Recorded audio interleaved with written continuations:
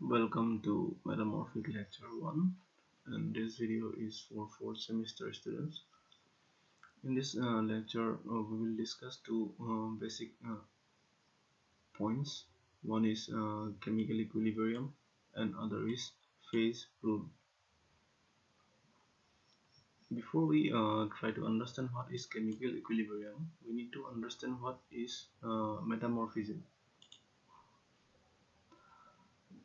So metamorphism is the process of change whereby a rock that is originally an igneous rock or a sedimentary rock which changes its composition, or in other words it is recrystallized to a metamorphic rock. Why it recrystallizes is because of the changes in the conditions in which it is stable. Now this changes in the conditions means the changes in the temperature and change in the pressure. Now in this first definition, you see there is two words. One is change and other is recrystallizes. Now this change that this definition is talking about is the changes that occurs in the rock due to a change in the temperature and pressure, and we will discuss these changes that takes place and what are the changes that we need so that we can call a rock a metamorphic rock. We will discuss these changes, and the other definition which is given by SCMR is this definition. And in this definition it is also talking about the changes in mineralogy, means the chemical composition or the texture or the chemical composition of the rock. In this definition, if you see, there is a word called subsolidus, and what this word subsolidus means is that it is a system, and I will discuss what is system in later in this lecture. So in subsolidus means a system in which the components are below the melting point, and whatever the reaction that takes place between the components, that reactions are in solid form. That is what it is meant by subsolidus.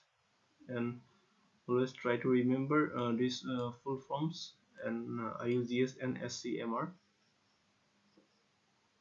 And SCMR is a branch of UGS. Now suppose to understand chemical equilibrium, we need to understand one thing. Suppose this is a rock, okay, and this is the same rock, okay, in different conditions.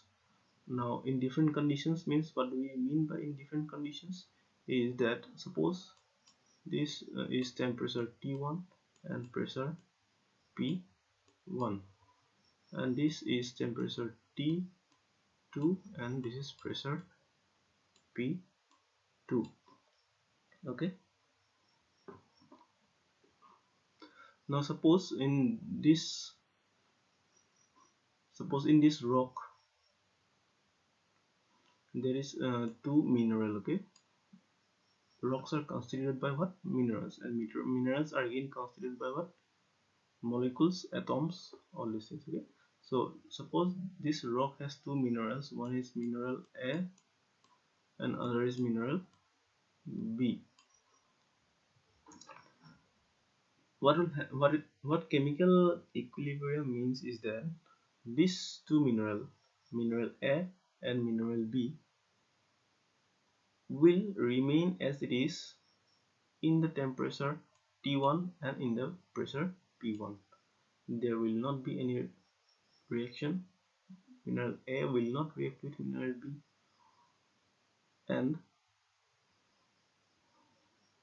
when we change the uh, temperature from T1 to T2 and P1 to P2, there will be a change. And what are the changes is that, suppose there was mineral A, suppose this is mineral A. Now what are the changes that it may take this place is that the mineral B, this mineral B will react with mineral A and from mineral C, or it can also happen like that this is a rock in temperature T2 and P2, and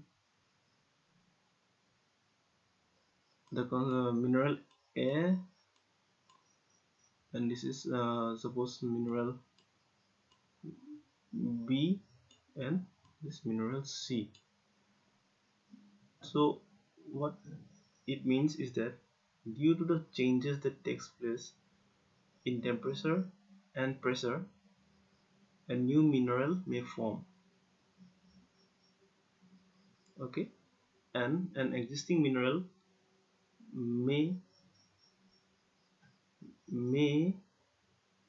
be removed because of the reaction and from a new mineral. But this only takes place when we change the temperature and pressure. Temperature and pressures are the thermodynamic variables. Like the other variables, if we talk about, are like gives free energy, and then the enthalpy, entropy, temperature, pressure. All these things are thermodynamic variables. So only if we change the thermodynamic variables,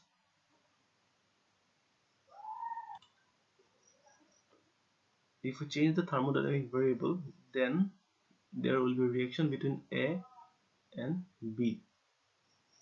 Okay, if we do not change the temperature and pressure and keep temperature T1 and P1 constant, mineral A will remain as it is, mineral B will remain as it is. So what it means is that in chemical equilibrium, nothing actually happens at equilibrium. Okay, now suppose we have changed the temperature from T1 to T2 and P1 to P2. There will be some changes. What are these changes? These changes are explained by 3 points. Okay, the first point is that the coexisting phases will cease to be in equilibrium with one another. Means the mineral A and mineral B, which coexisted at a temperature T1 and P2, T1 and P1, will no longer remain the same, and they will start reacting with each other. They will change to different mineral. And the second point is that some may grow at the expense of other. As I have said, that the suppose mineral A and mineral B both are in equal composition, in equal constituent. Okay, suppose mineral A is 50% and mineral B is 50% at equilibrium. So when the system is no longer in equilibrium, what may happen is that the mineral B may become enriched and become 70%, and mineral A will get reduced and become 30%. And similarly, a new phase may appear, means that mineral A and mineral B may react with each other to form a new mineral, which is mineral C. And this type of changes, which these three types of changes that we talked about, are called metamorphic reactions. Those reactions will define whether a rock is metamorphic rock, or it is a igneous rock, or it is a sedimentary rock. Basically, in sedimentary and igneous rock, there is no reaction due to temperature and pressure. Even if there is some reactions, it is then called as metamorphic rock. Now, I hope you have understood what is chemical equilibrium. Chemical equilibrium means, as in very simple words, that there is a system. There are one, two, or three, whatever the number of minerals, and these minerals are stable at that uh, temperature and pressure conditions. Now, coming to phase rule. Before we try to understand what is phase rule, we need to understand 4 points. One is system, phase, components, and variables. System can be of three types: open system, closed system, and isolated system. In open system, what it means is that there, suppose this is the system. This is the system, and suppose there is exchange of heat. There is exchange of matter, then it will be called as open system. Means both heat and matter will be exchanged between the system and the surrounding. Okay. In the closed system, what will happen is that only heat will be exchanged. This matter will not be exchanged in a closed system. In isolated system, nothing will be changed. Okay. Next is phase.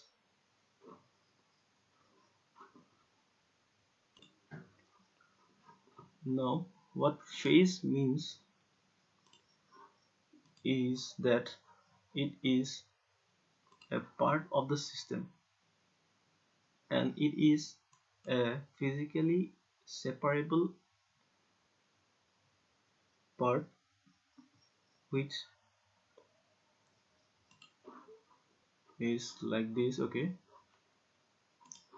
suppose this is a rock, and there is two mineral. One is plagioclase and one is quartz. Okay, now from this rock, what we can do is that we can separate plagioclase and we can separate quartz physically. Okay, now there is another rock. Suppose this is one is albite and one is anorthite. Okay, albite has a different composition and anorthite has a different composition, right?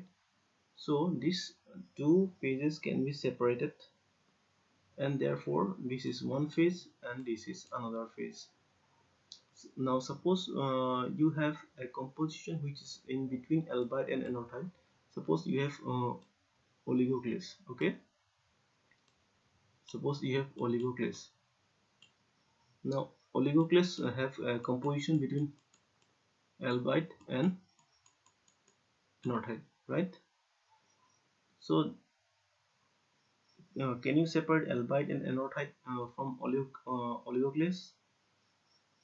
Yes, you can, but these are at a very microscopic level and you cannot separate it physically, right? So oligoclase will not be considered as a phase. And the next is component.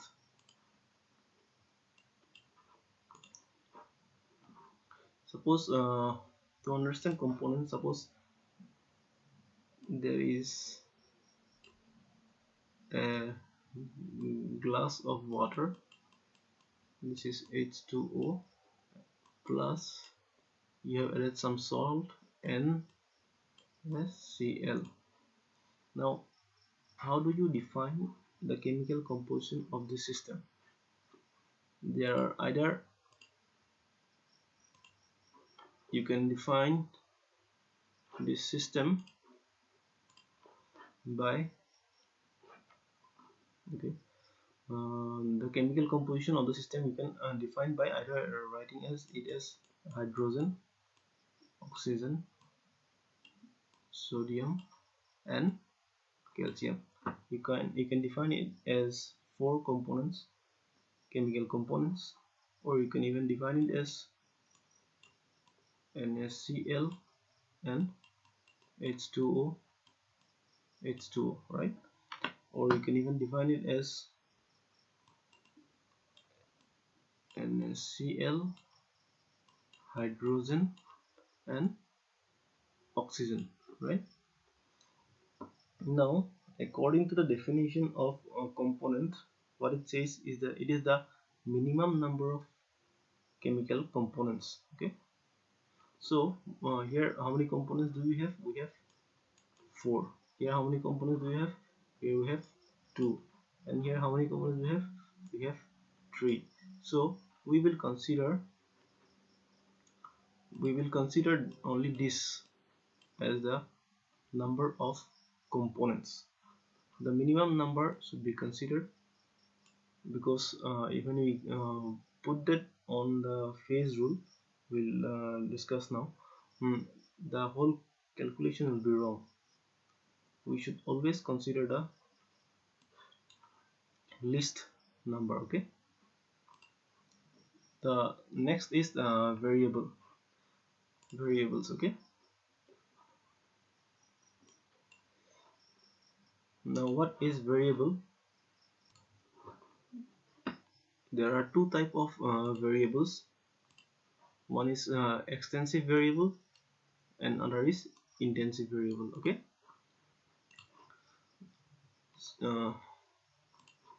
suppose this is extensive variable.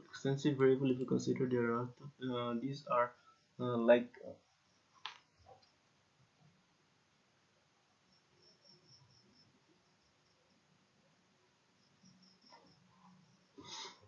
for example mass,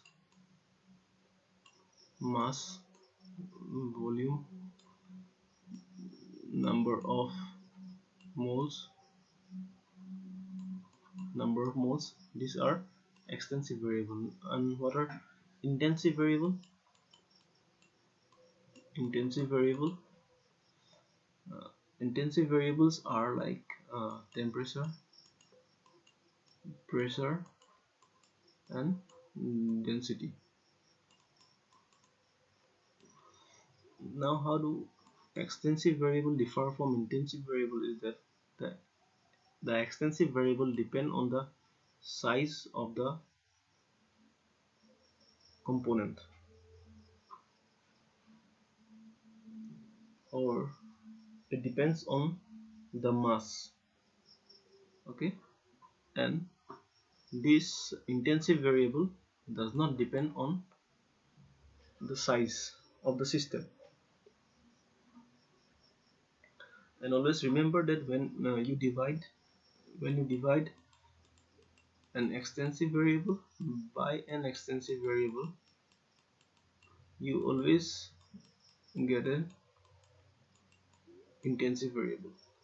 Like suppose we have, wait, let me change the color. Suppose we have mass divided by volume.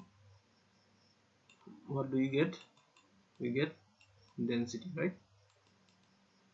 Mass is a extensive variable and volume is also a extensive variable.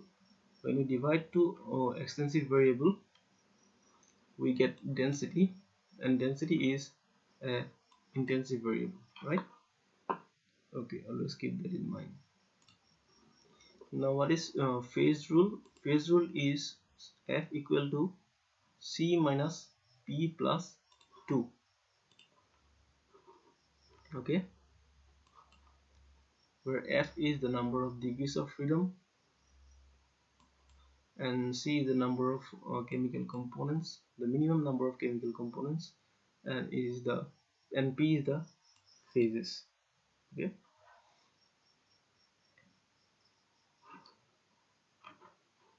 suppose now, for example, suppose you have a system where this is kyanite, this is sillimanite, and this is andesite, right? This is a one component system. Suppose the component here is Al2SiO5, right? So now if you consider a point in this part, in this zone, this kyanite zone, suppose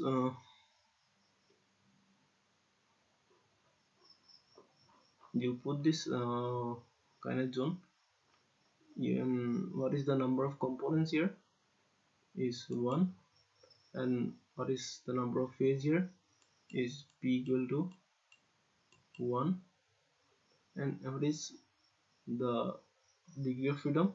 We can find that in when we plot this in phase rule. Suppose F equal to C minus P plus 2.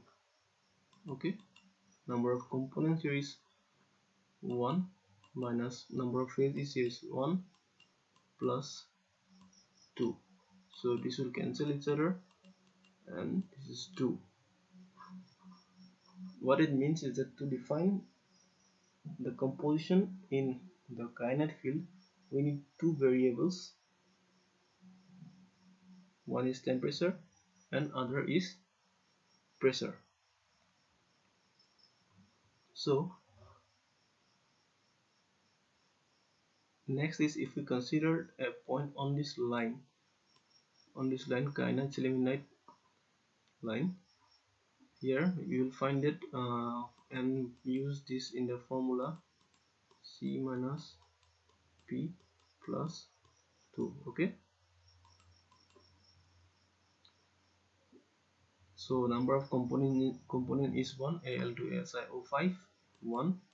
Now here we have two phases, one is kyanite and other is sillimanite, so number of phases is 2 and we have plus 2,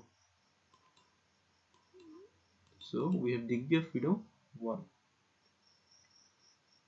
So what it means is that to define the composition in this line, on this line, you need only one variable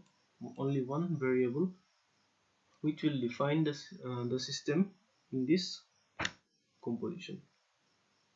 Similarly, if we consider a point on this triple junction, so in this what will happen is that F equal to number of components is 1, number of phases is 3 and 2. We'll have 0. So this, therefore what it means that this point is therefore called invariant point, and this line is called univariant curve, and this is called divariant, and this is univariant.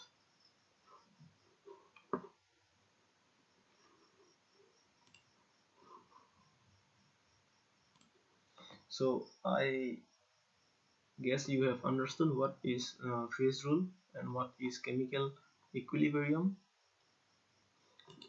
See, when chemical equilibrium, when we need to understand chemical equilibrium, because you see, suppose there is a system somewhere in uh, and there is a system here. There is a system somewhere in some place, and thousands of kilometers away there is another system. Okay, this two system has same composition is same. Okay, so if this system undergoes suppose undergoes a change, suppose T1, and here is the temperature is also T1, and here is pressure is T1, sorry, P1, and pressure is also P1, and these systems are in equilibrium. Okay, both are at different places.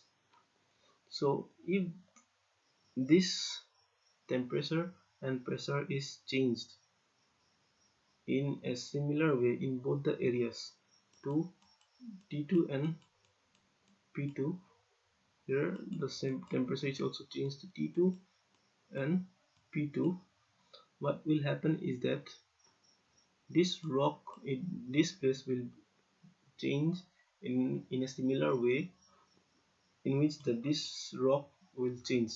So whatever the reactions that will take place in these rocks will form a standard reaction which will help to understand how a rock or, or a type of rock behaves. Suppose there is a basic rock, suppose these two are basic rocks, so how this rock will behave in the due to the change in the temperature and pressure, there will be some kind of reaction between the minerals. As I have said, suppose mineral A and B, for example, which I have given. Now this mineral A and B will react to form new minerals, right? Similarly, these two systems will behave in a similar way, and this will form a standard reaction which will help to understand the new areas where a metamorphic petrologist will go and try to experiment that area. And this we will discuss in the next topic, where we will discuss about the metamorphic assemblies and the metamorphic reactions that takes place when a basic rock is metamorphosed. See, a basic rock, wherever it is, they will react in a similar way. So we need to understand what is the similar way, what is the metamorphic assemblies that they will form, what is the metamorphic reactions that takes place. So we will discuss it in the next lecture. Okay. So now these are 4 questions that you will try to attempt. So whatever the answer you have, you will give in the comments, and we will see you in the next lecture. Thank you.